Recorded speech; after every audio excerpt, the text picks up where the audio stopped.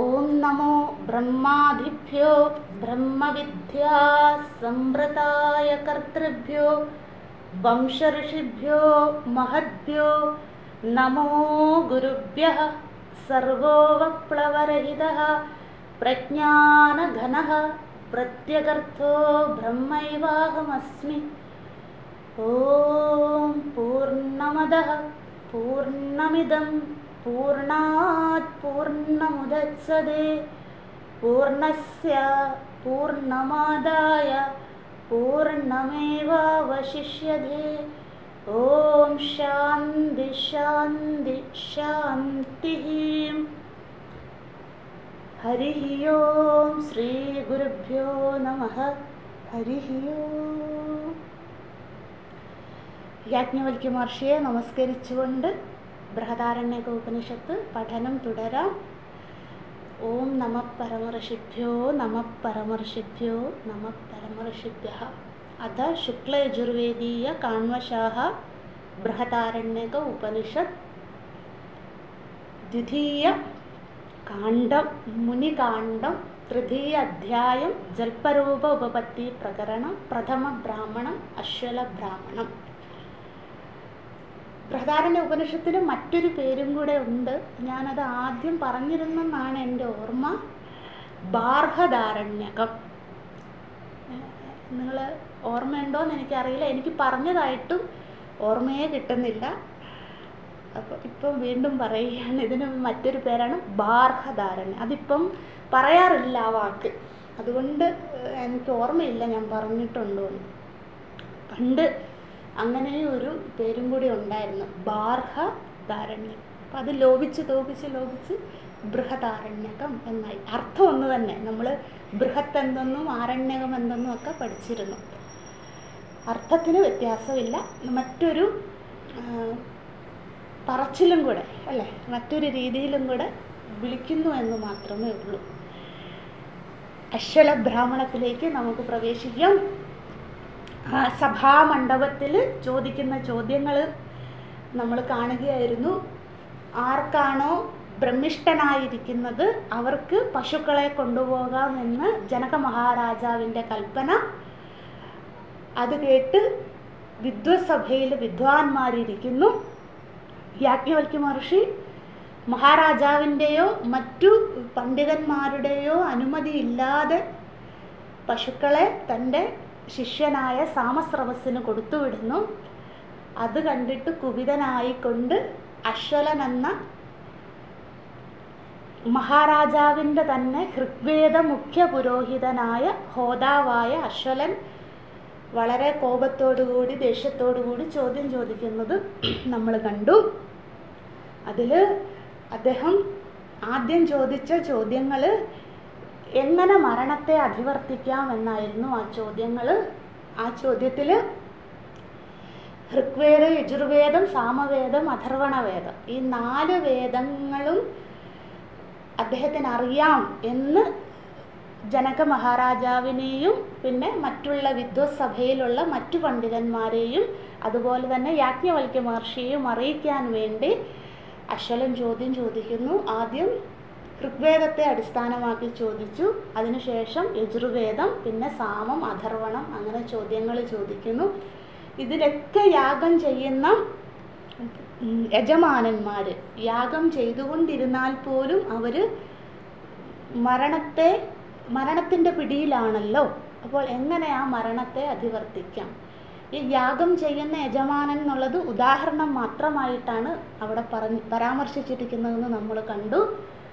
അതായത് എല്ലാവരും എന്ത് കർമ്മം ചെയ്യുമ്പോഴും അവരെല്ലാം മരണത്തെ പ്രതീക്ഷിച്ചുകൊണ്ടാണ് ഇരിക്കുന്നത്. അപ്പോൾ എങ്ങനെ ഈ മരണഭയത്തിൽ നിന്നും രക്ഷ നേടാം എന്നായിരുന്നു അശ്വലൻ്റെ ചോദ്യം. യാജ്ഞവൽക്യ മഹർഷി അതിന് മറുപടി പറഞ്ഞു. ആരാണോ പരമാത്മാവിനെ പൂർണ്ണമായും ആശ്രയിക്കുന്നത് അവർക്കാണ് മുക്തി, ജീവൻ മുക്തി എന്ന് ലഭിക്കുക. പുനർജന്മമില്ലാത്ത ഒരു അവസ്ഥയെ പ്രാപിക്കുക. അതാണ് സാ അതിമുക്തി. അതായത് അവിടെ നമ്മൾ കണ്ടിരുന്നു മരണത്തെ അതിവർത്തിക്കുന്നു. മരണത്തെ അതിവർത്തിക്കുക എന്ന് വെച്ചാൽ മരണഭയത്തെ അതിവർത്തിക്കുന്നു. മരണഭയ അതിവർത്തനമേവ മോക്ഷഃ എന്ന് നമ്മൾ അവിടെ കണ്ടു. അതിനുശേഷം നമ്മൾ പഠിച്ചത് എങ്ങനെ ഈ മരണഭയത്തിൽ നിന്നും നമ്മൾക്ക് രക്ഷ നേടാം എന്ന് കണ്ടു. വിവേക വൈരാഗ്യാഭ്യാം അല്ലേ, എപ്പോഴും മരണം നമ്മളോടൊപ്പം ഉണ്ട്. അതുകൊണ്ട് അവർ വിവേകത്തോടുകൂടി വൈരാഗ്യത്തോടുകൂടി സാധന മുന്നോട്ട് തുടരുക. അത് നമ്മൾ കണ്ടു 6ാമത്തെ മന്ത്രം വരെ. അടുത്ത നമ്മൾ വീണ്ടും അശ്വലൻ തോറ്റിങ്ങനെ ഇരിക്കുകയാണ്. അപ്പം നമ്മുടെ മനസ്സിൽ ആ ചിത്രം ഉണ്ടാകണം, അശ്വലൻ ഇങ്ങനെ തോറ്റിരിക്കും. അപ്പോൾ വീണ്ടും ജയിക്കുവാനായിട്ട് എന്താണ്, കുറച്ചും കൂടെ കൂടുതൽ കർമ്മകാണ്ഡത്തെ ആശ്രയിച്ചുകൊണ്ട് അശ്വലൻ ചോദ്യം ചോദിക്കുകയാണ് ചെയ്യുന്നത്. 7ാമത്തെ മന്ത്രം നമ്മൾ കണ്ടിരുന്നു. 7ാമത്തെ മന്ത്രത്തിൽ ഋഗ്വേദത്തെ അധികരിച്ചുകൊണ്ട്, അതായത് ഋഗ്വേദ യാഗം ചെയ്തുകൊണ്ടിരിക്കുകയാണ്. അപ്പോൾ അതിൽ എന്തൊക്കെയാണ് ഋഗ്വേദ യാഗം ചെയ്യുമ്പോൾ ആ ചെയ്യുന്നയാൾക്ക് ഫലം കിട്ടുവാനായിട്ട് അദ്ദേഹം എന്തെല്ലാം കാര്യങ്ങൾ ചെയ്താലാണ് മുഖ്യഫലമായി അഗ്നിദേവതയുടെ അല്ലേ, ഋഗ്വേദത്തിൻ്റെ മുഖ്യ ദേവത അഗ്നിയാണ്. അപ്പോൾ ആ അഗ്നിദേവതയുടെ ഫലം അല്ലെ അനുഗ്രഹം എങ്ങനെ കിട്ടും, അതായത് ഇഹലോക സുഖമോ പരലോക പ്രാപ്തിയോ, അതാണ് ഈ യാഗാദികൾ കൊണ്ടുള്ള ഫലം. അത് എങ്ങനെ അഗ്നിദേവതയ്ക്ക് തരാൻ സാധിക്കും, അതായിരുന്നു അശ്വലൻ്റെ ചോദ്യം. പക്ഷെ അത് ഡയറക്റ്റായിട്ടല്ല ചോദിച്ചത്, വളരെ മനസ്സിലാകാത്ത രീതിയിലാണ് ചോദിച്ചത്. അപ്പോൾ യാജ്ഞവൽക്യ മഹർഷിക്ക് അത് മനസ്സിലായി എന്താണ് അശ്വലൻ ഉദ്ദേശിക്കുന്നത് അല്ലേ. അപ്പോൾ അതിന് കൃത്യമായ മറുപടി പറഞ്ഞു. ഋഗ്വേദ യാഗം ചെയ്യുമ്പോൾ അഗ്നിയെ സ്തുതിക്കേണ്ട രീതികൾ പറഞ്ഞു കൊടുക്കുകയായിരുന്നു. നമ്മളത് 3 പുതിയതായ വാക്കുകൾ കണ്ടു. പുരോനുവാക്യം, യാജ്യം, സസ്യം എന്നുള്ള വാക്കുകൾ. അതായത് അവിടെ എന്താണ്, ഒരു സ്വർഗത്തിനായിട്ടോ അല്ലെ ഇഹലോക സുഖത്തിനായിട്ടോ അഗ്നിയെ സങ്കല്പിച്ചുകൊണ്ട് മുഖ്യ ദേവതയാക്കി യാഗം ചെയ്യുമ്പോൾ അഗ്നിയെ പ്രീതിപ്പെടുത്തണം. അപ്പോൾ ആ പ്രീതി എന്തെന്നായിരുന്നു ചോദ്യം. അപ്പോൾ അത് പറഞ്ഞു. 1ാമത്തെ സ്തുതി, പ്രീതി എന്തെന്ന് വെച്ചാൽ പുരോനുവാക്യം എന്ന സ്തുതിയിലൂടെ. പുരോനുവാക്യം എന്നുള്ള വാക്ക് നമുക്ക് ഉൾക്കൊള്ളാൻ സാധിക്കുന്നില്ലേ, വിട്ടേര്, കാരണം പുതിയ വാക്കുകളായതുകൊണ്ട് ഇത്രയും ഉദ്ദേശിക്കുന്നുള്ളൂ. ആ അഗ്നിദേവത ആ യാഗകുണ്ഡത്തിലേക്ക് നമ്മൾ സങ്കല്പിക്കുകയാണല്ലോ. നമ്മൾ ആർക്ക് ഏത് ഹോമം ചെയ്യുമ്പോഴും യാഗം ചെയ്യുമ്പോഴും അവിടെ ഒരു ദേവതയെ സങ്കല്പിക്കുന്നുണ്ടല്ലോ. അത് ചിലപ്പോൾ ഗണപതിയാകാം, ചിലപ്പോൾ ദേവിയാകാം, ചിലപ്പോൾ വിഷ്ണു ആകാം, ചിലപ്പോൾ മറ്റ് ദേവതകളൊക്കെ ആകാം അല്ലേ, നവഗ്രഹങ്ങളാകാം അല്ലേ. നവഗ്രഹ ഹോമങ്ങളൊക്കെ നമ്മൾ കണ്ടിട്ടില്ലേ. അപ്പം ഏത് ദേവതയാണോ സങ്കല്പിക്കുന്നത് അവർ ആ യാഗഭൂമിയിൽ അവരുടെ സാന്നിധ്യം വേണം. അപ്പോൾ ആ സാന്നിധ്യത്തിനായി അവരെ സ്തുതിച്ചുകൊണ്ട് അവരെ ആനയിച്ചു കൊണ്ടുവരണം. അപ്പോൾ അവർക്കുള്ള ആ ഒരു എന്താ പറയുക, നമ്മൾ പുതിയ ഭാഷയിൽ പറഞ്ഞ ഇൻവിറ്റേഷൻ, അതാണ് എന്താണ് പുരോനുവാക്യം. അവരെ ഇൻവൈറ്റ് ചെയ്ത് നമ്മളിങ്ങനെ ആഗമിച്ചു കൊണ്ടുവരണം. അപ്പോൾ അതിൽ അവർ പ്രീതരാകുമ്പോൾ അവർ ആ യാഗഭൂമിയിൽ വരും. അപ്പം നമ്മൾ കൊടുക്കുന്ന ആഹൂതികളൊക്കെ അവർ സ്വീകരിക്കും. അവരെ ക്ഷണിച്ച് ആ യാഗഭൂമിയിലിരുത്തി അല്ലെ യജ്ഞകുണ്ഡത്തിൽ അവിടെ സങ്കല്പിച്ച് അവർക്ക് പ്രതിഷ്ഠ കൊടുത്തു. അതിനുശേഷം നമ്മൾക്ക് വേണ്ട കാര്യങ്ങളൊക്കെ പറഞ്ഞ് നമ്മൾ ആ ഹോമകുണ്ഡത്തിലേക്ക് യാജ്യങ്ങൾ, അതായത് ആഹൂതികൾ അർപ്പിക്കുമ്പോൾ അത് സ്വീകരിക്കണമെങ്കിലും അവരെ സ്തുതിക്കണം. അപ്പോൾ വരാനൊരു സ്തുതി, നമുക്ക് വേണ്ട ആവശ്യങ്ങൾ ഉന്നയിക്കുമ്പോൾ അത് സ്വീകരിക്കാൻ മറ്റൊരു സ്തുതി, അതാണ് യാജ്യം, 2ാമത്തെ സ്തുതി. അപ്പോൾ ഈ സ്തുതിയെല്ലാം അവർ കേട്ട് അവർ പ്രീതരാകും. എന്നിട്ട് എന്ത് ചെയ്യും, അവർ നമുക്ക് എന്തിനു വേണ്ടിയാണോ നമ്മൾ യാഗം ചെയ്യുന്നത് അതിനുള്ള ഫലം നൽകും. അപ്പോൾ ആ ഫലം എനിക്ക് ലഭിക്കണേ, അതിന് വന്നതിനും ഇവിടെ സ്തുതി കേട്ടതിനും എല്ലാം കൃതജ്ഞതയോടുകൂടി അവസാനത്തെ ആ ഒരു ഭാഗമാണ് സസ്യം എന്നത് അല്ലെ. ആഹൂതികൾ കൊടുത്തിട്ട് ഈ യാഗം അവസാനിപ്പിക്കുകയാണ് ഞാൻ, അല്ലെങ്കിൽ യജ്ഞം അവസാനിപ്പിക്കുകയാണ് ഞാൻ, ഇത് സ്വീകരിക്കണേ, അടുത്ത പ്രാവശ്യം ഞാൻ വിളിക്കുമ്പോഴും വരണേ, വന്നതിന് നന്ദി. അപ്പം നമ്മുടെ വീട്ടിലും അങ്ങനെയല്ലേ, ഒരാൾ വരിക, അപ്പം നമ്മൾ എന്താണ് അല്ലേ, ബെല്ലടിച്ചു, അപ്പോൾ അയാൾ വരിക, അപ്പം നമ്മൾ വരൂ വരൂ കയറിയിരിക്കും അല്ലേ, അതാണ് ആദ്യത്തെ സ്തുതി. അത് കഴിഞ്ഞ് എന്താണ്, അവർ വന്നിരിക്കുമ്പോൾ നമ്മളെന്താണ് ആഹൂതികൾ കൊടുക്കും അല്ലേ, ചായ ആയിട്ടോ പാലും വെള്ളമായിട്ടോ എന്താണോ നമുക്ക് കൊടുക്കാൻ പറ്റുന്ന പലഹാരങ്ങളായിട്ടൊക്കെ. അതാണ് രണ്ടാമത്തെ സ്തുതി, യാജ്യം.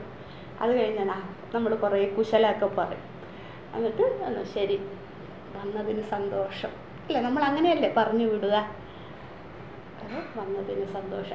അതും ഒരു സ്തുതി അല്ലേ, ആ വന്നതിന് ഞാൻ കൃതാർത്ഥനാണ്, അങ്ങ് വന്നല്ലോ, ഞാൻ നൽകിയ ആഹൂതികൾ പലഹാരങ്ങൾ ചായ കാപ്പിയോ എന്താണ് അത് സ്വീകരിച്ചല്ലോ, വീണ്ടും വരിക, അങ്ങനെയല്ലേ നമ്മൾ ഒരാളെ പറഞ്ഞു വിടുന്നത്. അതിന് നന്ദി, അതാണ് സസ്യം. ഇത്രയേ ഉള്ളൂ. അത് ദേവതകൾക്കും അത് ബാധകമാണ്, അവരെ സ്തുതിച്ചാൽ മാത്രമേ ഫലമുണ്ടാവുകയുള്ളൂ. അതാണ് പറയുന്നത് തൃതീയ. ഇത് മൂന്ന് കാര്യങ്ങൾ പറഞ്ഞിട്ട് പറയുന്നു, ആരാണോ ഇത് വളരെ കൃത്യമായിട്ട് ചെയ്യുന്നത്, അതായത് സ്വർഗലോകത്തിനോ ഇഹലോകത്തിനോ വേണ്ടി യാഗം ചെയ്യുമ്പോൾ വളരെ നിഷ്ഠയോടുകൂടി ആരാണോ ഇത് ചെയ്യുന്നത് അവർക്ക് എന്താണ് ഫലം? യത്കിഞ്ച ഇദം പ്രാണഭൃത് ഇതി, 7ാമത്തെ മന്ത്രത്തിൻ്റെ അവസാന ഭാഗം. അവർക്ക് എന്താണ് ഫലം? അവർക്ക് ഇനിയൊരു ജന്മം ഭൂഹു ഭുവഹ സുവഹ ലോകങ്ങളിൽ എന്തായിരിക്കും, ഒരു പുനർജന്മം ഉണ്ടാവുകയില്ല. അതാണ് പ്രാണഭൃത് എന്ന വാക്കുകൊണ്ട് ഉദ്ദേശിക്കുന്നത്. അവർക്ക് പുനർജന്മം ഇനി ഉയർന്ന ലോകങ്ങളിൽ. അപ്പം ഓരോ കഴിയും തോറും ഭോഗങ്ങളുടെ അളവ് കൂടിക്കൂടി വരും. ഭൂലോകത്തിനേക്കാളും 100 ഇരട്ടി ഭോഗമാണ് ഭൂവർലോകത്തിൽ അല്ലേ, അതിലും 100 ഇരട്ടിയാണ് സുവർലോകത്തിൽ, അതിൻ്റെ ഇരട്ടിയാണ് അടുത്തത്. അങ്ങനെ അങ്ങനെ അങ്ങനെ സത്യം വരെ വരുമ്പോൾ അതിൻ്റെ ഭോഗങ്ങളുടെ അവിടെ ലഭിക്കാൻ പോകുന്ന ഇനിയൊരു ജന്മം അവിടെ കിട്ടിയാൽ നമ്മൾക്ക് ലഭിക്കാൻ പോകുന്ന ഭോഗങ്ങളുടെ അളവ് വളരെ വളരെ കൂടുതലായിരിക്കും. അപ്പം അവർക്ക് എന്തായിരിക്കും ഫലം? ഇനി ഉള്ളത് ദേവലോകങ്ങളിലോ സത്യലോകങ്ങളിലോ ഉള്ള പുനർജന്മമായിരിക്കും. അത് പറഞ്ഞു കഴിഞ്ഞു. അഗ്നിയെ മുഖ്യ ദേവതയായി ഋഗ്വേദ സ്തുതികളിലൂടെ ഋഗ്വേദ യാഗങ്ങളിലൂടെ ഉപാസന ചെയ്താൽ ആ യജമാനന് കിട്ടുന്ന ഫലം ഇതാണെന്ന് പറഞ്ഞു അല്ലേ. അപ്പോൾ 7ാമത്തെ മന്ത്രം എല്ലാവരും ഓക്കെ ആണെന്ന് വിചാരിക്കുന്നു. നമ്മളിനി അടുത്തതിലേക്ക് പോവുകയാണ്. അപ്പോൾ ഈ ചോദ്യത്തിലും യാജ്ഞവൽക്യ മഹർഷി വിജയിച്ചിരിക്കുകയാണ്. അപ്പോൾ അശ്വലൻ വീണ്ടും പരാജയപ്പെട്ടു. അപ്പോൾ എന്ത് ചെയ്യുന്നു? പരാജയം സമ്മതിക്കാൻ അശ്വലന് മാനസികമായി തയ്യാറല്ല. അതുകൊണ്ട് അശ്വലൻ അടുത്ത ചോദ്യത്തിലേക്ക് പോവുകയാണ്. നമുക്ക് അടുത്തതിലേക്ക് പോകാം. 8ാമത്തെ മന്ത്രം ഒരുമിച്ച് പാരായണം ചെയ്യാം. യാജ്ഞവൽക്യ ഇതിഹോ വാച കത്യയമദ്യ അധ്വർയു അസ്മിൻ യജ്ഞേ, അസ്മിൻ യജ്ഞേ എന്ന് തന്നെ ചൊല്ലണേ, അധ്വർയു അസ്മിൻ യജ്ഞേ ആഹൂതിഹി ഹോഷ്യതി ഇതി തിസ്ര ഇതി കഥമാഹ താഹ തിസ്ര ഇതി യാഹുത ഉജ്ജ്വലന്തി യാഹുത അതിനേദന്തേ യാഹുത അതിശേരതേ കിം താഭിഹി ജയതി ഇതി യാഹുത ഉജ്ജ്വലന്തി ദേവലോകമേവ താഭിഹി ജയതി ദീപ്യത ഇവ ഹി ദേവലോകഃ യാഹുത അതിനേദന്തേ പിതൃലോകമേവ താഭിഹി ജയതി അതി ഇവ ഹി പിതൃലോകഃ യാഹുത അതിശേരതേ മനുഷ്യലോകമേവ താഭിഹി ജയതി അധഃ ഇവ ഹി മനുഷ്യലോകഃ. നമുക്ക് രണ്ടാമതുള്ള പാരായണം അടുത്ത ദിവസം ചെയ്യാം അല്ലേ. നമ്മളിത് കഴിഞ്ഞ ദിവസം പാരായണം ചെയ്തതായതുകൊണ്ട് അല്ലേ. അപ്പം 8ാമത്തെ മന്ത്രം യാജ്ഞവൽക്യ ഇതിഹോവാച. യാജ്ഞവൽക്യ മഹർഷിയോടായിക്കൊണ്ട് അശ്വലൻ്റെ അടുത്ത പ്രശ്നം. കഥം അദ്യ അധ്വർയോ അസ്മിൻ യജ്ഞേ ആഹൂതിഹി ഹോഷ്യതി ഇതി. അവിടെ വരെ അശ്വലൻ്റെ സംഭാഷണമാണ്, അശ്വലൻ്റെ ചോദ്യമാണ്. കഥം അധ്യ അധ്വര്യു അസ്മിൻ യജ്ഞേ ആഹൂതി ഹോഷ്യതി. അത്രയേ ഉള്ളൂ, ഒരു ക്ലൂവും കൊടുക്കുന്നില്ല. അതായത് നേരിട്ട് ഒരു ചോദ്യവും ചോദിക്കുന്നില്ല അല്ലേ. ഈ ചോദ്യത്തിൽ ഒറ്റ വാക്ക് നമുക്ക് പരിചയമുണ്ട്, അധ്വര്യു എന്ന് അല്ലേ, നമ്മൾ മുമ്പ് കണ്ടതായതുകൊണ്ട് അധ്വര്യു. അപ്പോൾ യാജ്ഞവൽക്യ മഹർഷിക്ക് ആ ചോദ്യത്തിൽ നിന്നും ആ ഒറ്റ വാക്കിൽ നിന്നും മനസ്സിലായി എന്താണ് ഇത് അധ്വര്യു എന്ന യാഗത്തിനെ കുറിച്ചാണ് ചോദിക്കുന്നത്. അധ്വര്യു യാഗം ഒന്നുകൂടെ പറയാം, യജുർവേദത്തിലെ യാഗമാണ്. യജുർവേദ മന്ത്രങ്ങൾ ഉച്ചരിച്ചുകൊണ്ട് യാഗം ചെയ്യുന്നതാണ് അധ്വര്യു എന്ന യാഗം. അതിന് മറ്റൊരു പേരുണ്ട് അഗ്നിഷ്ടോമം അല്ലേ, നമ്മൾ കണ്ടിരുന്നു അല്ലേ. യജമാനനും യജമാന പത്നിയും, പിന്നെ അദ്ദേഹം 7 ദിവസം ഭക്ഷണമൊന്നും കഴിക്കാണ്ട് മൗനമൊക്കെ എടുത്ത് അല്ലേ രാവും പകലും തുടരുന്ന യാഗം സ്വർഗലോക പ്രാപ്തിക്ക് വേണ്ടി അല്ലേ. അല്ലേ, ചെറിയൊരു ഐഡിയ ഉണ്ടല്ലോ അല്ലേ എല്ലാവരുടെ അടുത്ത്. അധ്വര്യു എന്ന യാഗം. അപ്പോൾ അധ്വര്യു എന്നുള്ള വാക്കിൽ തന്നെ യാജ്ഞവൽക്യ മഹർഷിക്ക് മനസ്സിലായി ഇത് യജുർവേദ യാഗത്തിനെ കുറിച്ചാണ് ചോദിക്കുന്നത് എന്ന്. എങ്ങനെയാണ് ചോദ്യം? അധ്വര്യു അല്ലെങ്കിൽ അഗ്നിഷ്ടോമം എന്ന് ഈ പേരൊക്കെ വിട്ടേര് യജുർവേദ യാഗം എന്നെങ്കിലും ഓർത്താൽ മതി അല്ലേ. ഈ കാരണം അധ്വര്യു ഒന്നും നമുക്ക് പരിചയമില്ലാത്തത് കൊണ്ട് പറയുകയാണ് യജുർവേദ യാഗം ചെയ്യുന്നു അല്ലേ. അപ്പം അതിൻ്റെ ഡീറ്റെയിൽസ് പറയൂ. ആരോടാ ചോദിക്കുന്നത്? യജുർവേദിയാണല്ലോ നമ്മുടെ യാജ്ഞവൽക്യ മഹർഷി അല്ലേ. അദ്ദേഹത്തിൻ്റെ വേദശാഖ യജുർവേദമാണെന്ന് നമുക്കറിയാം. വൃദ്ധവ്യാസര്, പിന്നെ സാക്ഷാൽ സൂര്യദേവൻ, പിന്നെ ആരാണ്? വൈശമ്പായന മഹർഷി. ഇവർ 3 പേരും യാജ്ഞവൽക്യ മഹർഷിയുടെ നേരിട്ടുള്ള ഗുരുക്കന്മാരായിരുന്നു അല്ലേ. അല്ലെങ്കിൽ ഇവർ 3 പേരുടെയും പട്ടശിഷ്യനാണ് യാജ്ഞവൽക്യ മഹർഷി അല്ലേ. പട്ടശിഷ്യൻ എന്ന് വെച്ചാൽ ഡയറക്റ്റ് ഡിസൈപ്പിൾ, നേരിട്ടുള്ള ശിഷ്യനാണ്. അപ്പോൾ പിന്നെ പറയേണ്ട കാര്യമില്ല. ഇതൊന്നും ഈ അശ്വലൻ അറിഞ്ഞുവിടുന്നേ. അതുകൊണ്ടാണ് വീണ്ടും തോൽക്കാനായിട്ട് യജുർവേദം എന്ന് ചോദിക്കുകയാണ് അശ്വലൻ. അശ്വലൻ ചോദിക്കുന്നത് എങ്ങനെയാണ്? എന്താണ് അധ്വര്യു അല്ലെങ്കിൽ യജുർവേദ യാഗം എന്ന ഈ യാഗത്തിൽ എത്ര തരം, അതാണ് കഥം അധ്യ അസ്മിൻ യജ്ഞേ ആഹൂതി ഹോഷ്യതി എന്ന് വെച്ചാൽ ഈ യജുർവേദ യാഗം ചെയ്യുമ്പോൾ എങ്ങനെയാണ്, എത്ര തരം ആഹൂതികളാണ് സമർപ്പിക്കേണ്ടത്. അപ്പോൾ ആ യാഗഭൂമി യജുർവേദ യാഗം ചെയ്യുമ്പോൾ യജുർവേദി എത്ര തരം ആഹൂതികളാണ്. ആഹൂതി എന്ന് വെച്ചാൽ ഹോമം അല്ലെങ്കിൽ യാഗകുണ്ഡത്തിൽ സമർപ്പിക്കുന്ന മന്ത്രമുഖരിതമായ ഹവിസുക്കൾ. വേണ്ടവരെഴുതിക്കോളൂ. ആഹൂതി എന്താണ്? യാഗം അല്ലെങ്കിൽ ഹോമകുണ്ഡത്തിൽ, യാഗകുണ്ഡത്തിൽ അല്ലെ ഹോമകുണ്ഡത്തിൽ സമർപ്പിക്കുന്ന മന്ത്രമുഖരിതമായ ഹവിസുക്കളെ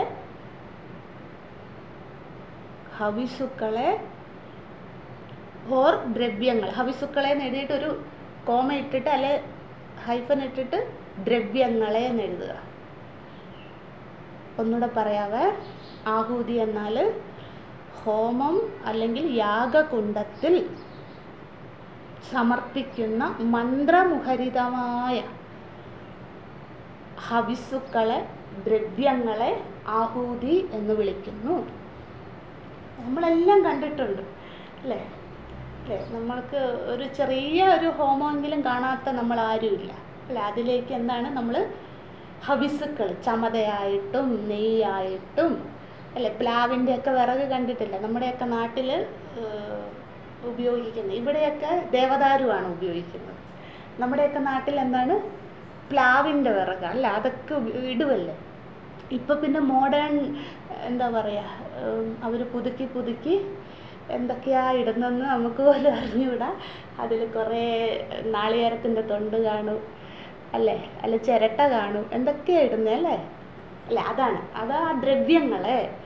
നമ്മൾ പാലൊഴിക്കും, അരിയുണ്ട്, സാരിയൊക്കെ ചണ്ഡികാ ഹോമമൊക്കെ നടക്കുമ്പോൾ സാരി സമർപ്പിക്കും. പിന്നെ ഫലങ്ങൾ അല്ലെ, ഫ്രൂട്ട്സൊക്കെ സമർപ്പിക്കില്ല. പിന്നെ അരി അത് പലതരത്തിലുള്ള അരികൾ അല്ലേ, നിങ്ങൾ കണ്ടിട്ടില്ലേ? ഉണക്കലരി, പുഴുങ്ങലരി എന്നൊക്കെ പറഞ്ഞ് വ്യത്യസ്തമായ തരത്തിലുള്ള അരികളൊക്കെ. അത് വെറുതെ അങ്ങോട്ട് ഇടുവല്ല, വെറുതെ ഇട്ടിട്ട് കാര്യമില്ല അല്ലേ. അതെങ്ങനെയാണ് ഇടുന്നത്? അവർ ആരാണ് യാഗം ചെയ്യുന്ന അല്ലെ ഹോമം ചെയ്യുന്ന ആൾ അത് കയ്യിൽ വെച്ച് അവർ മന്ത്രം ചൊല്ലി ആ ദ്രവ്യങ്ങളെ പവിത്രമാക്കും അല്ലേ. എന്നിട്ട് ആ മന്ത്രത്തിലൂടെയാണ് അവർ ഹോമകുണ്ടത്തിലേക്ക് സമർപ്പിക്കുന്നത്. ആ സമർപ്പിക്കുന്നതിനെയാണ് ആഹൂതി എന്ന് പറയുന്നത് അല്ലേ.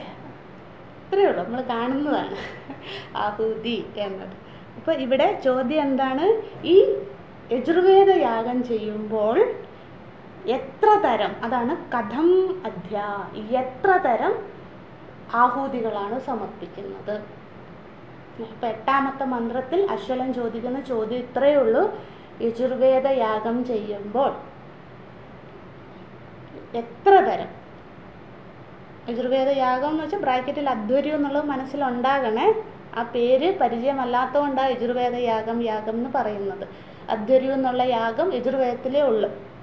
അപ്പോൾ ഈ യജുർവേദ യാഗം ചെയ്യുമ്പോൾ യാഗം ചെയ്യുന്ന ആൾ സ്വർഗത്തിലേക്ക് പോകണം, മൂപ്പർക്ക് അല്ലേ. അപ്പോൾ എന്താ ചെയ്യുന്നത്? എത്ര തരം ഹവിസുക്കളെയാണ് അല്ലേ, ആഹൂതികളെയാണ് സമർപ്പിക്കുന്നത്? അതാണ് ചോദ്യം അല്ലേ. അപ്പോൾ യാജ്ഞവൽക്യ മഹർഷിയുടെ അടുത്ത ഡയലോഗാണ് തിസ്രൈതി അല്ലേ, 3 തരം എന്ന് പറയുന്നു അല്ലേ. തിസ്ര, ഏകം, ദ്വിതീയ, തൃതീയ. തിസ്രൈതി എന്ന് വെച്ചാൽ 3 വിധത്തിൽ. തൃതീയ എന്ന് പറയാഞ്ഞത് ഏകവചനമാണ്, തിസ്ര എന്ന് പറഞ്ഞാൽ ബഹുവചനമായി. തിസ്രൈതി എന്ന് പറഞ്ഞാൽ 3 വിധത്തിൽ. ഈ 3 വിധം ആഹൂതികൾ സമർപ്പിച്ചാലേ യജുർവേദ യാഗം പൂർത്തിയാവുകയുള്ളൂ, അല്ലെങ്കിൽ അതിൻ്റെ ഫലം കിട്ടുകയുള്ളൂ. അപ്പോൾ വെറും നമ്പർ പറഞ്ഞാൽ അശ്വലൻ തൃപ്തനാകുമോ? ഇല്ല, ഒരിക്കലും ഇല്ല. അശ്വലന് യാജ്ഞവൽക്യ മഹർഷിയെ തോപ്പിച്ചേ മതിയാകും. അപ്പോൾ എന്താണ്? അശ്വലൻ ചോദിക്കുകയാണ്, കഥമാഹാ താഹ തിസ്രൈതി, അവ 3 ഏതെന്ന് അങ്ങ് പറയൂ എന്ന് അശ്വലൻ ചോദിക്കുകയാണ്. അപ്പോൾ യാജ്ഞവൽക്യ മഹർഷി അതിന് മറുപടി പറയാൻ പോവുകയാണ് അല്ലേ. നമുക്ക് യജുർവേദത്തിനെ കുറിച്ച് അറിയാമല്ലോ അല്ലേ. യജുർവേദം എന്ന് പറഞ്ഞാൽ അല്ലേ, യജുർവേദത്തിൻ്റെ 4 വേദങ്ങളിൽ 2ാമത്തെ വേദം ഋഗ്വേദം, യജുർവേദം. 2ാമത്തെ വേദം യജുർ അധികം വേദ, 2 വാക്കുകൾ കൂടെ ചേർന്നാണ് യജുർവേദം എന്നുള്ള സമസ്ത പദം ഉണ്ടാകുന്നത്. 2 പദങ്ങൾ, ഒന്ന് യജുർ എന്നുള്ള പദം, 2 വേദം എന്നുള്ള പദം. യജുർ എന്ന് വെച്ചാൽ യജ്ഞങ്ങളെ സംബന്ധിച്ചത് എന്ന്. അതായത് യജുർവേദത്തിൽ കൂടുതലും ഒരുപാട് യജ്ഞങ്ങളെ കുറിച്ചാണ് പറയുന്നത്. മറ്റുള്ള വേദങ്ങളുമായി താരതമ്യം ചെയ്യുമ്പോൾ അതിൽ അനേകം വിധത്തിലുള്ള യജ്ഞങ്ങളെ കുറിച്ചാണ് പറയുന്നത്. അതുകൊണ്ടാണ് യജുർവേദം, യജുസ് എന്നാൽ യജ്ഞം എന്നാണ്. യജുർ എന്ന് വെച്ചാൽ യജ്ഞവുമായി ബന്ധപ്പെട്ട എന്നാണ്. അതായത് കൂടുതലും മോസ്റ്റ് പ്രിഡോമിനൻ്റ്ലി ടോക്കിംഗ് അബൌട്ട് യജ്ഞ, അതാണ് യജുസ് എന്ന വാക്കിൻ്റെ അർത്ഥം. പിന്നെ വേദം എന്ന് വെച്ചാൽ എന്താണ്? നമുക്കറിയാം, അറിവ്. അപ്പോൾ യജ്ഞങ്ങളെ കൂടുതലായും യജ്ഞങ്ങളെ സംബന്ധിച്ചുള്ള അറിവ് ഇതിലുള്ളത് കൊണ്ട്, യജ്ഞങ്ങളെ സംബന്ധിച്ചുള്ള പരാമർശങ്ങൾ ഇതിലുള്ളത് കൊണ്ട് ഇതിനെ യജുർവേദം എന്ന് വിളിക്കുന്നു. നമുക്കറിയാവുന്ന കാര്യം ജസ്റ്റ് ഒന്ന് ഓർമ്മിപ്പിക്കാൻ വേണ്ടി പറയുന്നതേ ഉള്ളൂ. പിന്നെ അത് 2 ശാഖയായി മാറി കൃഷ്ണ യജുർവേദം, ശുക്ല യജുർവേദം എന്നുള്ള വൈശമ്പായന മഹർഷിയുടെ ബ്രഹ്മഹത്യാ പാപമൊക്കെ നമുക്കറിയാവുന്നതാണ്. അങ്ങനെ 2 വേദശാഖകളായി മാറുന്നു. അതിൽ യാജ്ഞവൽക്യ മഹർഷിക്ക് ദർശിച്ച മന്ത്രങ്ങൾ കൃഷ്ണ യജുർവേദത്തിൽ അപേക്ഷിച്ച് ശുക്ല യജുർവേദത്തിൽ കൂടുതലുണ്ടെന്നേ ഉള്ളൂ. 90% ഇത് സെയിമാണ്. പക്ഷെ യാജ്ഞവൽക്യ മഹർഷിയുടെ ആ മഹാസിദ്ധി കൊണ്ട്, തപസ്സുകൊണ്ട് അദ്ദേഹത്തിന് കുറച്ചും കൂടെ മന്ത്രങ്ങൾ ദർശനമായി. അപ്പോൾ ശുക്ല യജുർവേദത്തിൽ കുറച്ചും കൂടെ മന്ത്രരാശികളുണ്ട്. ഇതിൻ്റെ ഉപവേദം, യജുർവേദത്തിൻ്റെ ഉപവേദം ധനുർവേദമാണ്. അതായത് ആർച്ചറി, എങ്ങനെയാണ് യുദ്ധത്തിൽ വിജയിക്കുക അല്ലേ, ക്ഷത്രിയൻ്റെ ധർമ്മങ്ങൾ എന്തെങ്കിലും അതിനെക്കുറിച്ച് കൂടുതലും പരാമർശിക്കുന്നു. ക്ഷത്രിയൻ ചെയ്യേണ്ട യാഗങ്ങൾ, ക്ഷത്രിയൻ എങ്ങനെയാണ് രാജ്യത്തെ സംരക്ഷിച്ച്, രാജാവ് എങ്ങനെ സംരക്ഷിക്കണം രാജ്യത്തെ, അതിനെന്തെല്ലാം യജ്ഞങ്ങളാണ് ചെയ്യേണ്ടത്, രാജ്യത്ത് മഴ പെയ്യുന്നില്ലെങ്കിൽ അതിന്, അല്ലേ, ഇഹലോക സുഖമാണ് അതല്ലേ, നമുക്കറിയാം. മഴയില്ലാണ്ടിരുന്നാൽ അതിൻ്റെ പ്രശ്നം, മഴ കൂടുതലായാൽ അത്. ഇതൊക്കെ എങ്ങനെയാണ് രാജ്യത്തെ, പ്രകൃതിയെ സംരക്ഷിക്കേണ്ടത്, ജനങ്ങളെ സംരക്ഷിക്കേണ്ടത്, ഇത്യാദി കാര്യങ്ങൾ കൂടുതൽ പരാമർശിക്കുന്നുണ്ട്. അത് ഉപവേദത്തിൽ പരാമർശിക്കുന്നതായിട്ടുള്ളത്. അപ്പം ഇത് ഈ യജുർവേദത്തിൽ അങ്കിരസ്, ഭരദ്വാജൻ, ജന്മേജയൻ ഈ 3 മഹാത്മാക്കളും കൂടെ യജുർവേദ മന്ത്രങ്ങൾ ദർശനമായിട്ടുണ്ട്. മന്ത്രദ്രഷ്ടാക്കൾ എന്ന് പറയുമ്പം വേദവ്യാസ മഹർഷിക്ക് മുമ്പുള്ളവർ. വേദവ്യാസ മഹർഷി ഇതിനെ ക്രോഡീകരിച്ചെന്ന് മാത്രമേ ഉള്ളൂ കേട്ടോ. അദ്ദേഹം മഹാത്മാവ് തന്നെ, അദ്ദേഹം ചെയ്തത് വലിയൊരു കാര്യമാണ്. പക്ഷെ അതിനു മുമ്പ് യജുർവേദം ഉണ്ടായിരുന്നു. ആ യജുർവേദത്തിലെ മന്ത്രങ്ങൾ അവരുടെ സാധന കൊണ്ട് ദർശനമായ മഹാത്മാക്കളാണ് ഇവരെല്ലാം. ആരാണ്? അങ്കിരസ്, ഭരദ്വാജൻ, ജന്മേജയൻ ഇത്യാദി മഹാത്മാക്കൾ. ഒരുപാട് പേരുടെ പേരുകളൊക്കെ കാലക്രമത്തിൽ നഷ്ടപ്പെട്ടു പോയി കേട്ടോ. ഇപ്പോൾ നമുക്ക് ലഭ്യമായ പേരുകൾ ഇവർ മാത്രമാണ്. ഇതിലും കൂടുതലുണ്ട്. പിന്നീട് പരമ്പരയായി വരുന്നു. പിന്നെ അത് യാജ്ഞവൽക്യ മഹർഷിക്ക് ലഭിക്കുന്നു. ഇതൊക്കെയാണ് യജുർവേദത്തിൻ്റെ ഒരു ചെറിയൊരു അങ്കിരസ്, ഭരദ്വാജൻ, ജന്മേജയൻ അല്ല ഭരദ്വാജൻ എന്നും പറയാം, ഭരദ്വാജൻ എന്നും പറയാം കേട്ടോ. മലയാളത്തിൽ നമ്മൾ പറയുമ്പോൾ ഇന്ന് പറയുമല്ലോ അല്ലേ. ഓക്കെ, നമുക്ക് മടങ്ങി വരാം. അപ്പോൾ ഇതൊക്കെ ഇവരുടെയൊക്കെ അനുഗ്രഹമുണ്ട് യാജ്ഞവൽക്യ മഹർഷിക്ക്. ഈ യാജ്ഞവൽക്യ മഹർഷി, അപ്പോൾ ഇവരെയൊക്കെ ഈ ചോദ്യം കേട്ടപ്പോഴേ ഇതറിയാം, ഇവരുടെയൊക്കെ അനുഗ്രഹമുള്ളയാളാണ് യാജ്ഞവൽക്യ മഹർഷി. യാജ്ഞവൽക്യ മഹർഷി അശ്വലന് മറുപടി പറയുകയാണ്. അത് 3 വിധത്തിലാണ്. അത് 3 വിധത്തിലുള്ളത് ഏതൊക്കെ എന്ന് നമ്മൾ ഈ പുരാണത്തിൽ പറയുന്ന മഹാത്മാക്കളായിട്ട് ഇതിനെ എടുക്കരുത് കേട്ടോ. കാരണം ഈ ഒരേ പേരുകൾ ഇപ്പോൾ ജന്മേജയനൊക്കെ നമ്മൾ പുരാണത്തിലും കണ്ടിട്ടുണ്ട്. അപ്പോൾ ഒരേ പേരുള്ളവർ ആവർത്തിക്കുന്നുണ്ട്. അപ്പോൾ പുരാണങ്ങൾ പഠിക്കുന്നവർ ത്രേതായുഗത്തിലെ ജന്മേജയനെയും അങ്കിരസ മഹർഷിയൊക്കെ വേണം ഇവിടെ സങ്കല്പിക്കേണ്ടത്. കാരണം നമ്മൾ ഭാഗവതം ആയിക്കോട്ടെ, മറ്റ് 18 പുരാണങ്ങളായിക്കോട്ടെ, അവിടെയൊക്കെ ഈ പേരുകൾ വരുന്നുണ്ടായിരിക്കും. അവരെയല്ല നമ്മൾ പരാമർശിക്കുന്നത്. അതിനും മുമ്പുള്ള, അല്ലേ, യാജ്ഞവൽക്യ മഹർഷിയുടെ കാലഘട്ടം എപ്പോഴും നമ്മുടെ മനസ്സിലുണ്ടാകണം. ആ കാലഘട്ടത്തിൽ പ്രചാരത്തിലുള്ള മഹാത്മാക്കളെയാണ് നമ്മളിവിടെ പരാമർശിക്കുന്നത്. ഓക്കെ, നമുക്ക് മടങ്ങി വരാം. അപ്പോൾ അതേതെന്ന് 3 ഏതെന്ന് ചോദിക്കുന്നു, അത് പറയുകയാണ്. നമുക്ക് ഈ 3 വാക്കും കൂടെ പഠിച്ചിട്ട് ഇന്നത്തേന് പിരിയാം. ബാക്കി നമുക്ക് നാളെ പഠിക്കാം. യാഹുദ ഉജ്ജ്വലന്തി, അതായത് യജുർവേദ യാഗം ചെയ്യുമ്പോൾ ആഹൂതികൾ അർപ്പിക്കുന്നുണ്ടല്ലോ, ആ ആഹൂതികളുടെ പേരെന്ത്? എത്ര എണ്ണം ഉണ്ടെന്ന് ചോദിച്ചു. 3 ഉണ്ടെന്ന് പറഞ്ഞു. അതിൻ്റെ പേരെന്തെന്നാണ് അടുത്ത ചോദ്യം. അതിന് മറുപടി പറയുകയാണ്. യാഹുദ ഉജ്ജ്വലന്തി, അവയിൽ ഒന്നാമത്തതിൻ്റെ പേരാണ് ഉജ്ജ്വലന്തി എന്ന പേര്. ഒന്നാമത്തെ ആഹൂതിയുടെ പേരാണ് ഉജ്ജ്വലന്തി. ഇത് എളുപ്പമാണ് ഓർത്ത് വെക്കാൻ. അതായത് 3 പേരുകൾ വരും. അതായത് നമ്മളിപ്പോൾ സ്കൂളിൽ പഠിക്കുകയെന്ന് വിചാരിച്ച, അപ്പോൾ എന്താണ്, നമ്മൾ രാവിലെ ഒരു പ്രയർ അല്ലേ, നമ്മൾ സർവ്വമത പ്രാർത്ഥനയോ അല്ലെങ്കിൽ ഏതാണോ അത് നമ്മൾ രാവിലെ ഒരു പ്രയർ ചെയ്യും. പിന്നെ ഉച്ചയ്ക്ക് ഭക്ഷണം കഴിക്കുമ്പോൾ വേറൊരു പ്രയർ അല്ലേ, സ്കൂളിൽ അങ്ങനെയല്ല. പിന്നെ 4 മണിക്ക് സ്കൂള് വിടുമ്പോൾ ജനഗണമന അല്ലേ, 3 അല്ലേ ഉള്ളത്. അതുപോലെ തന്നെ ഇത് 3. അത് ഓർത്താൽ മതി. നിങ്ങൾ ഈ ഉദാഹരണം നമുക്ക് എളുപ്പത്തിന് വേണ്ടി, രാവിലെ ചൊല്ലുന്നതല്ല വൈകുന്നേരം ചൊല്ലുന്നത്, അല്ലെ ഉച്ചയ്ക്ക് ചൊല്ലുന്നതല്ല രാവിലെ ചൊല്ലുന്നത്. 3 സമയത്തും 3 പ്രയറല്ലേ നമ്മൾ സ്കൂളിൽ പഠിച്ചുകൊണ്ട് നമ്മൾ ചെയ്ത്. അതുപോലെ തന്നെ ഈ യാഗം ചെയ്യുമ്പോൾ 3 ആഹൂതികൾ അർപ്പിക്കുമ്പോൾ അത് 3 വിധമാണ്. അത്രേ ഉദ്ദേശിക്കുന്നുള്ളൂ. ആ 3 പേരെന്താണെന്ന് ചോദിക്കുന്നു, അതിന് മറുപടി പറയുന്നു. ഒന്നാമത്തേൻ്റെ പേരാണ് ഉജ്ജ്വലന്തി. ഉജ്ജ്വലന്തി എന്ന പ്രഥമ ആഹൂതിയുടെ പേരാണ് ഉജ്ജ്വലന്തി. അല്ലെ, ആഹൂതി എന്നുള്ള വാക്ക് ഇതിൻ്റെ കൂടെ ചേർക്കണം കേട്ടോ. യാഹുത ഉജ്ജ്വലന്തി ആഹൂതി, അല്ലെ ആഹൂതിഹി, അല്ലേ, ഓർത്താൽ മതി, എന്നാലേ കംപ്ലീറ്റ് സെൻറ്റൻസ് ആവുകയുള്ളൂ. യാഹുത അതിനേതന്തേ ആഹൂതിഹി, യാഹുത അതിശേരത്തെ ആഹൂതിഹി, അല്ലേ.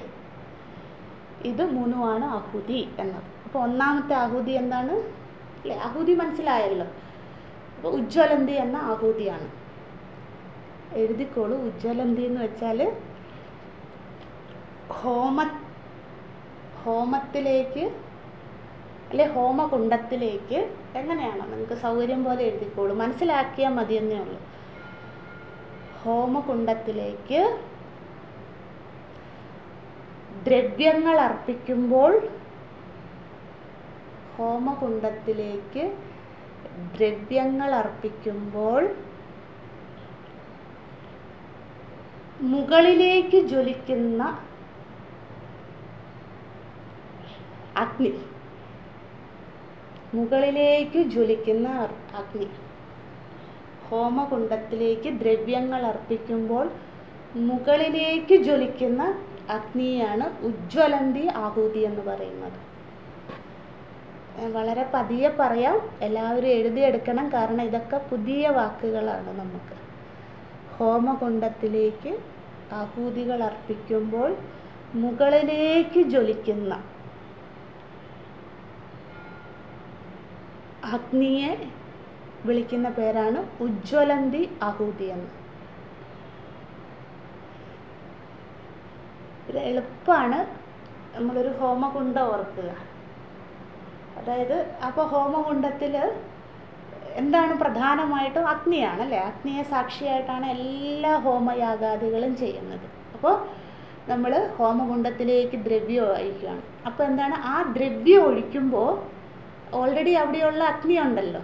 ആ ഹോമകുണ്ടത്തിൽ നമ്മൾ അഗ്നി ജ്വലിപ്പിച്ചിട്ടല്ലേ പിന്നെ ബാക്കിയുള്ള ആഹൂതികൾ ദ്രവ്യങ്ങളൊക്കെ കൊടുക്കുന്നത്.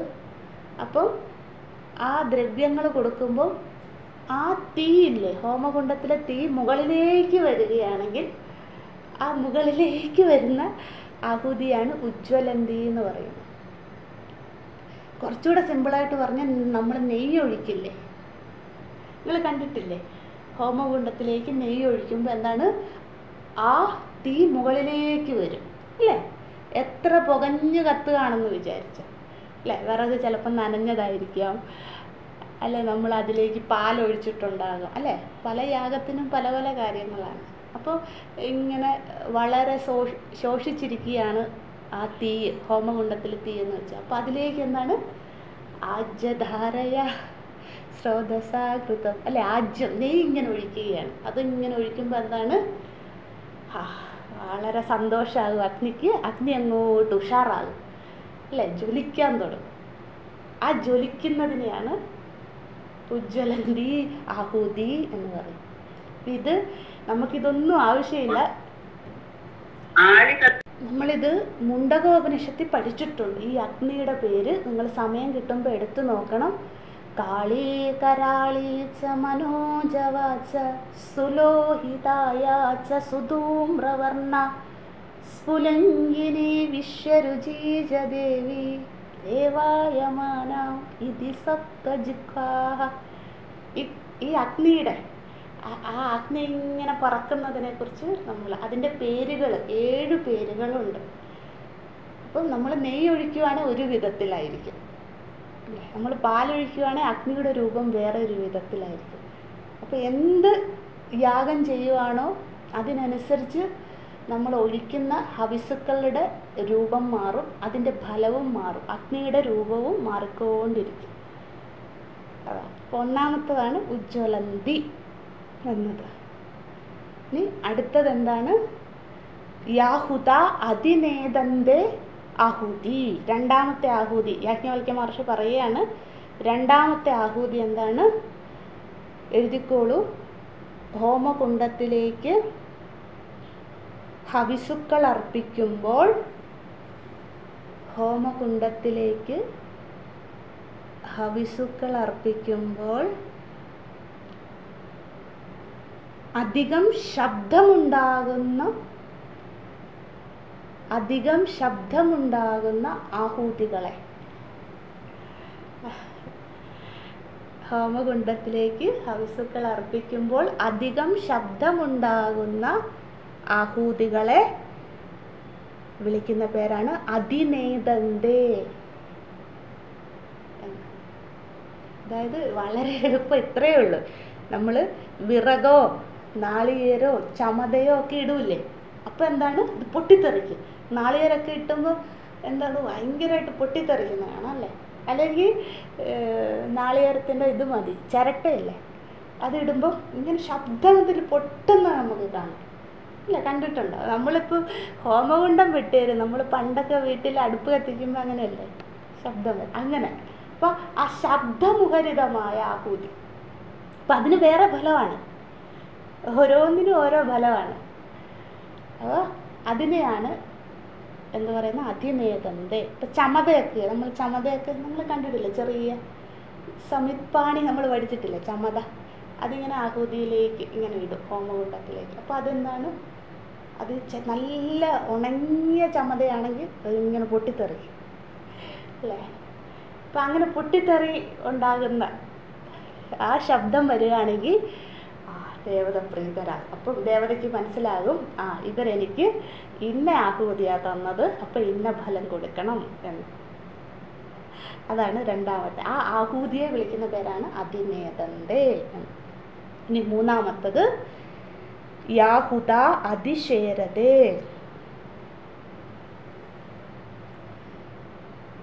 എന്ന് വെച്ചാൽ ഹോമകുണ്ഡത്തിൽ അല്ലേ, നമ്മൾ മുമ്പ് എഴുതിയത് തന്നെ, ഹോമകുണ്ഡത്തിലേക്ക് എന്താണ് ഹവിസുക്കൾ അല്ലെ ദ്രവ്യങ്ങൾ അർപ്പിക്കുമ്പോൾ, ഹോമകുണ്ഡത്തിലേക്ക് ഹവിസുക്കൾ അല്ലെങ്കിൽ ദ്രവ്യങ്ങൾ അർപ്പിക്കുമ്പോൾ ആ ദ്രവ്യങ്ങൾ അടിഭാഗത്തേക്ക് പോകുന്ന ദ്രവ്യങ്ങൾ, ഹോമകുണ്ഡത്തിൻ്റെ അടിയിലേക്ക് പോകും. അത്തരം ദ്രവ്യങ്ങൾ അർപ്പിക്കുമ്പോൾ ഉണ്ടാകുന്ന ആഹൂതിയെ വിളിക്കുന്ന പേരാണ് അതിശേരതേ. ഹോമകുണ്ഡത്തിലേക്ക് ദ്രവ്യങ്ങൾ അർപ്പിക്കുമ്പോൾ കുണ്ഡത്തിൻ്റെ അടിഭാഗത്തേക്ക് പോകും. അങ്ങനെയുള്ള ദ്രവ്യങ്ങൾ അർപ്പിക്കുമ്പോൾ എന്താണ് ഉണ്ടാകുന്ന ആഹൂതിക്ക് വിളിക്കുന്ന പേരാണ് അതിശേരതേ. അതും എളുപ്പമാണ്. നമ്മളിപ്പോൾ പച്ചരി അല്ലേ, അല്ലെങ്കിൽ പാല്, അതൊക്കെ വിട്ട് പാലിപ്പം നമ്മൾ ഒഴിക്കുകയാണ് അല്ലേ, അല്ലെ പഞ്ചഗവ്യ ഇതൊക്കെ നമ്മൾ ഉണ്ടാക്കില്ലേ, പഞ്ചാമൃതം അല്ലെ പഞ്ചഗവ്യങ്ങൾ, അതൊക്കെ അർപ്പിക്കാറില്ലേ അല്ലെ. ഗോമൂത്രമൊക്കെ അർപ്പിക്കാറുണ്ട്. പുരുഷമേധയാഗം, വിശ്വജിത്ത് യാഗത്തിനൊക്കെ ഗോമൂത്രങ്ങൾ വേണം. അപ്പം അതൊക്കെ അർപ്പിക്കുമ്പോൾ എന്താണ്, അത് അടിയിലേക്കാണ് പോകുന്നത്, ഹോമകുണ്ഡത്തിൻ്റെ അടിയിലേക്ക്. അത് നെയ്യ് ഒഴിക്കുന്ന പോലെ കത്തൂല അല്ലേ, അല്ലെങ്കിൽ നമ്മൾ നാളികേരം ഇടുന്ന പോലെ പൊട്ടിത്തെറിക്കില്ല. അതെന്താണ്, ഹോമകുണ്ഡത്തിൻ്റെ അടിയിലേക്ക് പോകും. അപ്പോൾ അതിന് വേറെ ഫലമാണ്. അപ്പോൾ ദേവതയ്ക്ക് മനസ്സിലാകും, ഇവർ അതിനേദന്തേ അല്ല അതിശേരതേ എന്നുള്ള ആഹൂതിയാണ് അർപ്പിച്ചത്, അപ്പോൾ അവർക്ക് ഇന്ന ഫലം കൊടുക്കണം എന്ന് ദേവതയ്ക്ക് മനസ്സിലാകും. അപ്പോൾ ദേവത അതിനനുസരിച്ചുള്ള ഫലം. ഇങ്ങനെ 3 വിധത്തിലാണ് ആഹൂതികൾ അർപ്പിക്കുന്നത്. 3നും 3 ഫലമാണ്. അതായത് പുണ്യത്തിൻ്റെ അളവ് മാറുമെന്ന് മാത്രമേ ഉള്ളൂ. 3 ഫലമെന്ന് വെച്ചാൽ വേറെ തെറ്റിദ്ധരിക്കരുത്. ഒറ്റ ഫലം സ്വർഗലോകപ്രാപ്തിയാണ്, അല്ലെങ്കിൽ ഇഹലോക സുഖമാണ്. പക്ഷേ ഈ 3നും ഗ്രഡേഷൻ ഉണ്ടാകും. അപ്പം അതായത് ആദ്യം അർപ്പിക്കുന്നതിൻ്റെ ഫലമായിരിക്കില്ല രണ്ടാമത്തത്. ഇപ്പം രണ്ടാമത് നമ്മൾ നെയ്യ് ഒരുപാട് ഒഴിച്ചാൽ അതിലാണ് ദേവത പ്രീതരാകുന്നത്, അതിൻ്റെ ഫലം കിട്ടും, ദേവത തരും. ദേവതയ്ക്ക് ഏതുകൊണ്ടാണോ അവരെ തൃപ്തിപ്പെടുത്താൻ സാധിക്കുന്നത്, ഏത് ആഹൂതി കൊണ്ടാണോ തൃപ്തിപ്പെടുത്താൻ സാധിക്കുന്നത്, അതിൻ്റെ ഫലം കിട്ടും. അതാണ് നമ്മൾ പറയുന്ന യാഗവും ഇതൊക്കെ ചെയ്യുമ്പോൾ നമ്മൾ ഒന്നിനും പിശുക്ക് കാണിക്കരുത്, ധാരാളിച്ച് ചെയ്യുന്നൊക്കെ കാണാറില്ലേ അല്ലേ. ജനക മഹാരാജാവ് അതിൻ്റെ ഉദാഹരണമാണ് അല്ലേ. എത്രയാണ് അദ്ദേഹം ദാനം കൊടുക്കുന്നത്, അപ്പോൾ അതിൻ്റെ ഫലം ധാരാളമായിട്ട് കിട്ടും. അതാണ് ഇവിടെ ഉദ്ദേശിക്കുന്നത്. അപ്പോൾ ഈ 3 പേരുകൾ ചോദിച്ചു. അതിന് 3നും ഉത്തരം പറഞ്ഞു. ബാക്കി നമുക്ക് നാളെ പഠിക്കാം. നിങ്ങൾ എന്തെങ്കിലും സംശയമുണ്ട് ദയവായി ചോദിക്കണം. ആരോ എൻ്റെ അടുത്ത് മെസ്സേജ് അയച്ചിരുന്നു, പക്ഷെ ആ മെസ്സേജ് എല്ലാം പോയി. സരസ്വതിയാണെന്നാണ് എൻ്റെ ഓർമ്മ.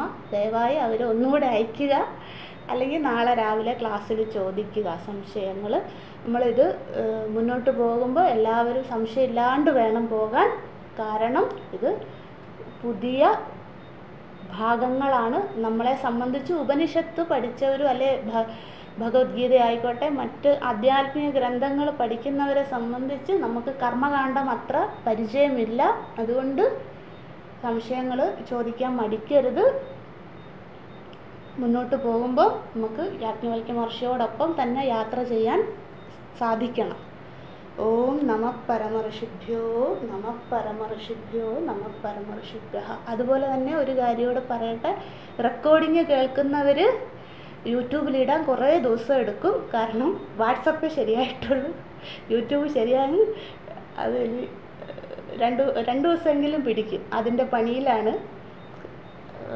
അതുകൊണ്ട് 2 ദിവസം ക്ഷമിക്കുക എല്ലാവരും, എന്നിട്ടേ ഞാൻ അപ്ലോഡ് ചെയ്യുള്ളൂ. സാധാരണ നമ്മൾ ക്ലാസ് കഴിയുമ്പോഴേ 1 മണിക്കൂറിനുള്ളിൽ റെക്കോർഡിങ് ഇടാറുള്ളതാണ്. കാരണം ഒരുപാട് പേർക്ക് ലൈവ് വരാൻ പറ്റാത്തത് കൊണ്ട് കൂടുതലും ആളുകൾ റെക്കോർഡിംഗ് ആണ് കേൾക്കുന്നത്.